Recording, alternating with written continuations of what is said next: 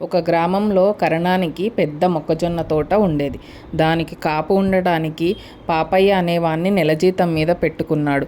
పాపయ్య ఎంతో విశ్వాసంగా తోటకు కాపలా కాశాడు.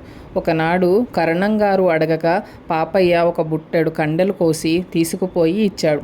పాపం వాడికి 4 కండెలు ఇయ్యండి అన్నది కరణం గారి భార్య. అంత పెద్ద తోటకు కాపున్నవాడు 4 కండెలు కోసుకోకుండా ఉంటాడా అన్నాడు కరణం.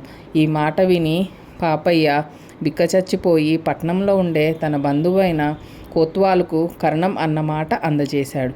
కరణం గారు ఆ ఏడు శిస్తులు వసూలు చేసి జమ కట్టి వద్దామనుకుంటుండగా రక్షక భటులు వచ్చి రాజుగారి దగ్గరకు రమ్మన్నారు. ఎందుకు రమ్మన్నారు? నేనెంతో విశ్వాసంగా పనిచేస్తున్నానే అని కరణం లబలబలాడాడు. అంత పెద్ద మొక్కజొన్న తోటకు కాపున్నవాడు 4 కండలు కోసుకోడా? ఇంత డబ్బులు వసూలు చేస్తూ కొంత మింగకుండా ఉన్నారా అన్నారు భటులు. అదంతా నాటకమని తెలిసింది కానీ అది మొదలు కరణం పనివాళ్ల పట్ల ఉదారంగా ఉంటూ వచ్చాడు.